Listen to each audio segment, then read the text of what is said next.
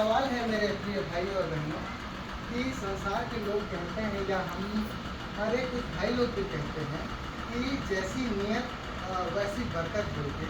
तो क्या आप इस विषय में विश्वास रखते हैं कि किसी व्यक्ति की कैसी नियत है उसी नियत के हिसाब से ही उसकी बरकत होती है? तो आज हम इसी विषय में ही चर्चा करेंगे कि मनुष्य का जो नियत है उसी नियत के ऊपर ही उसकी बरकत टिकी हुई है। और ये नियत 4 प्रकार की चीज़ों में काम करता है। एक उसके शारीरिक जीवन में, और एक उसके आत्मिक जीवन में, और एक उसके सामाजिक जीवन में, और एक उसके मानसिक जीवन में। इस प्रकार का जो 4 प्रकार से 5 प्रकार की जो उसके ऊपर जो होता है उसे हम देखते हैं।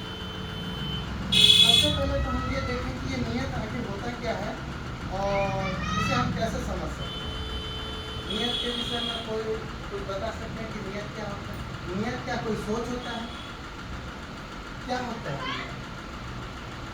क्योंकि सोच भी एक नियत के अनुसार ही इंसान रखता है। तो मैंने थोड़ा सा सर्च किया और देखा कि नियत के विषय में गूगल क्या कहता है।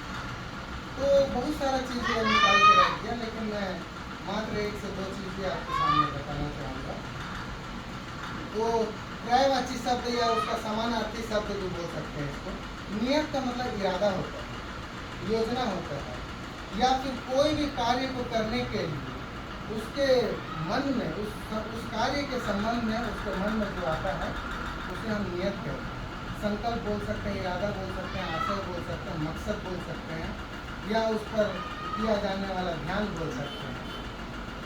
तो ये इसलिए मैं इस बात को बोल रहा हूँ, आज हम जो भी यहाँ लोग बैठे हुए हैं, हमारे जो नियत है उसके हिसाब से हमारी बरकत, चाहे वो परमेश्वर के कार्य में हो, या हमारे आर्थिक जीवन में हो, या हमारे सामाजिक जीवन में हो, जैसी हमारी नियत रही है उसी प्रकार से आज हमारे यहाँ पे बरकत हमको देखने को मिली। ये नियत है। मैं सिर्फ और सिर्फ नियत पर बात करूँगा, क्योंकि बरकत की बात करते करते शाम हो जाएगा। क्योंकि अगर किसी व्यक्ति की नियत अच्छी है तो उसकी बरकत की गणना नहीं की जा सकती कि उसको कितनी बरकत मिली। तो आइए हम देखते हैं। नियत कोई सोच नहीं है और वो 4 प्रकार की चीज़ों में काम करता है। पहले हम शारीरिक जो हमारे जीवन में शरीर पर होने वाला नियत के ऊपर देखें। ये नियत हमारे क्या होता है, शरीर में किस प्रकार का क्या होता है, प्रभाव डालता है। हमारे जो भोजन करने की नियत होती है वो हमारे शरीर के ऊपर क्या होता है, प्रभाव डालती है। कैसे?